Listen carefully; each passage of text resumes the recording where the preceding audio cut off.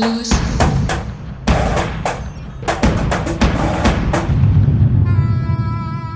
ಬ್ರೇಕ್ನ ನಂತರ ಸುವರ್ಣ ಫೋಕಸ್ಗೆ ಮತ್ತೆ ಸ್ವಾಗತ.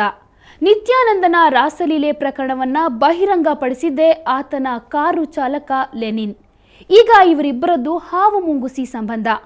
ಲೆನಿನ್ ಹೇಳ್ತಿರೋದೆಲ್ಲ ಸುಳ್ಳು, ಅದಕ್ಕೆ ಬಲವಾದ ಸಾಕ್ಷ್ಯ ತನಗೆ ಸಿಕ್ಕಿದೆ ಅಂತಾನೆ ನಿತ್ಯಾನಂದ.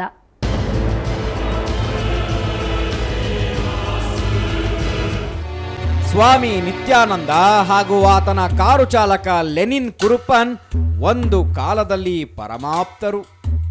ಆದರೆ ಅದ್ಯಾವ ಘಳಿಗೆಯಲ್ಲಿ ಲೆನಿನ್ ನಿತ್ಯಾನ ವಿರುದ್ಧ ದ್ವೇಷ ತುಂಬಿಸ್ಕೊಂಡು ಗೊತ್ತಿಲ್ಲ.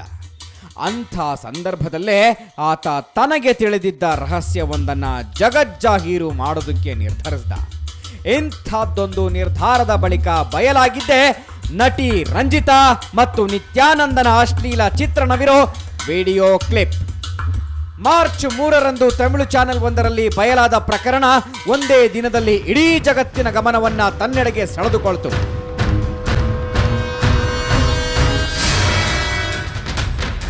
ರಾಸಲೀಲೆ ಪ್ರಕರಣ ಬಯಲಾಗಿದ್ದೇ ತಡ ನಿತ್ಯಾನಂದ ಎಲ್ಲರ ಕಣ್ತಪ್ಪಿಸಿ ಅದೆಲ್ಲೋ ಮಾಯವಾಗಿ ಬಿಟ್ಟಿದ್ದ. ಅಷ್ಟೊತ್ತಿಗಾಗಲೇ ಸಿಐಡಿ ಪೊಲೀಸರು ತನಿಖೆಯ ಹೊಣೆಯನ್ನ ವಹಿಸಿಕೊಂಡಿದ್ರು. ನಿತ್ಯಾನ ಬೆನ್ನಟ್ಟಿದ ಸಿಐಡಿ ಪೊಲೀಸರು ದೂರದ ಹಿಮಾಚಲ ಪ್ರದೇಶದಲ್ಲಿ ನಿತ್ಯಾನನ್ನ ಬಂಧಿಸಿದ್ರು. ಕೊನೆಗೆ ನಿತ್ಯಾನಂದನಿಗೆ 54 ದಿನಗಳ ಕಾಲ ಜೈಲಾಗಿ ರಾಮನಗರ ಜೈಲಲ್ಲಿದ್ದೂ ಆಯಿತು. 2010 ಜೂನ್ 10ರಂದು ಕೆಲವು ಷರತ್ತುಗಳ ಮೇಲೆ ಹೈಕೋರ್ಟ್ ನಿತ್ಯಾನಂದನನ್ನ ಬೇಲ್ ಮೇಲೆ ಬಿಡುಗಡೆ ಮಾಡಿತ್ತು. ಇದೇ ಸಂದರ್ಭದಲ್ಲಿ ನಿತ್ಯಾನಂದ ತನ್ನ ಮೇಲಿನ ರಾಸಲೀಲೆ ಆರೋಪ ಸುಳ್ಳು ಅಂತ ಭಕ್ತರಿಂದ ಹೇಳಿಸಲು ಆರಂಭಿಸಿದ್ದ. ಒಬ್ಬೊಬ್ಬರಾಗಿ ಒಟ್ಟು 7 ಜನ ನಿತ್ಯಾನ ಭಕ್ತರು ಲೆನಿನ್ ವಿರುದ್ಧವೇ ಕೋರ್ಟ್ ಮೆಟ್ಟಿಲೇರಿದ್ರು. ಒಂದಿಬ್ಬರು ನಿತ್ಯಾ ಭಕ್ತರು ಲೆನಿನ್ ವಿರುದ್ಧ ಅತ್ಯಾಚಾರದ ಆರೋಪವನ್ನೂ ಮಾಡಿದ್ರು. ಲೆನಿನ್ ಧ್ಯಾನಾಶ್ರಮದ ಸಿಬ್ಬಂದಿಗೆ ಹಣ ನೀಡುವಂತೆ ಒತ್ತಾಯಿಸಿದ್ದ, ಪ್ರಾಣ ಬೆದರಿಕೆ ಹಾಕಿದ್ದ ಅಂತ ನಿತ್ಯಾನಂದ ತನ್ನ ದೂರಿನಲ್ಲಿ ತಿಳಿಸಿದ್ದ. ಇತ್ತ ನಟಿ ರಂಜಿತಾ ಕೂಡ ರಾಮನಗರ ಪೊಲೀಸ್ ಠಾಣೆಯಲ್ಲಿ ಲೆನಿನ್ ವಿರುದ್ಧ ಒಂದು ದೂರನ್ನ ಜಡಿದಿದ್ಲು. ಆದರೆ ಲೆನಿನ್ ವಿರುದ್ಧ ನಿತ್ಯಾನಂದ ನೀಡಿದ್ದ ದೂರು ಸ್ವಲ್ಪ ಸ್ಟ್ರಾಂಗ್ ಆಗೇ ಇತ್ತು ಅನ್ಸುತ್ತೆ. ನಿತ್ಯಾನಂದ ನೀಡಿದ್ದ ದೂರಿನ ಆಧಾರದ ಮೇಲೆ ಚೆನ್ನೈ ಪೊಲೀಸರು ಲೆನಿನ್ ಬೇಟೆ ಶುರು ಮಾಡಿದ್ರು. ಕೊನೆಗೆ ಲೆನಿನ್ ಚೆನ್ನೈ ಸಿಐಡಿ ಪೊಲೀಸರಿಗೆ ಕಳೆದ 2012 ಮಾರ್ಚ್ 15ರಂದು ಶರಣಾದ. ಅಷ್ಟೇ ಅಲ್ಲ, ಆ ಬಳಿಕ ಲೆನಿನ್ ಸಲ್ಲಿಸಿದ್ದ ಜಾಮೀನು ಅರ್ಜಿಯನ್ನು ಕೋರ್ಟ್ ನಿರಾಕರಿಸಿಬಿಡ್ತು. ಸದ್ಯ ಲೆನಿನ್ ಈಗ ಜೈಲಲ್ಲಿದ್ದಾನೆ. ನಿತ್ಯಾನಿಗೆ ಸಿಕ್ಕಿದೆ ಸಾಕ್ಷ್ಯ. ಈಗ ನಿತ್ಯಾನಂದನಿಗೆ ಲೆನಿನ್ ವಿರುದ್ಧ ಮತ್ತೊಂದು ಸಾಕ್ಷ್ಯ ಸಿಕ್ಕಿದೆಯಂತೆ. ರಾಸಲೀಲೆ ಪ್ರಕರಣ ಬಿಚ್ಚಿಕೊಂಡ ಬಳಿಕ ಲೆನಿನ್ ತಮಿಳು ಚಾನೆಲ್ನಲ್ಲಿ ನೀಡಿದ ಸಂದರ್ಶನದಲ್ಲಿ ರಾಸಲೀಲೆ ಸಿಡಿಯನ್ನ ಟಿವಿ ಚಾನೆಲ್ಗಳಿಗೆ ನೀಡಿದ್ದು ತಾನೇ ಅಂತ ಹೇಳಿಕೆ ಕೊಟ್ಟಿದ್ದಾನೆ. ನಿತ್ಯಾನಿಗೆ ಬ್ಲ್ಯಾಕ್ ಮೇಲ್.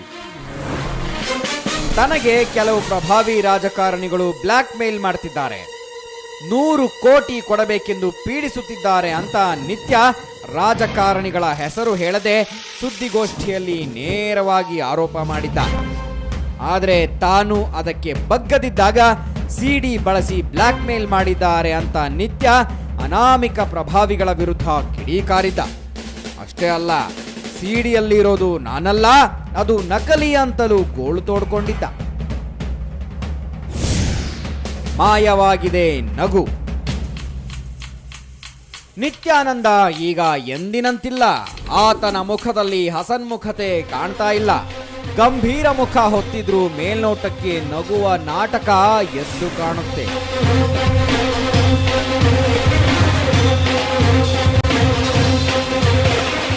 ಸದಾ ನಗುತ್ತಲೇ ಮಂದಸ್ಮಿತನಾಗಿ ಮಾತನಾಡುತ್ತಿದ್ದ ನಿತ್ಯ ಈಗ ಪ್ರತಿಯೊಂದಕ್ಕೂ ಸಿಡಿಮಿಡಿಗೊಳ್ತಾನೆ.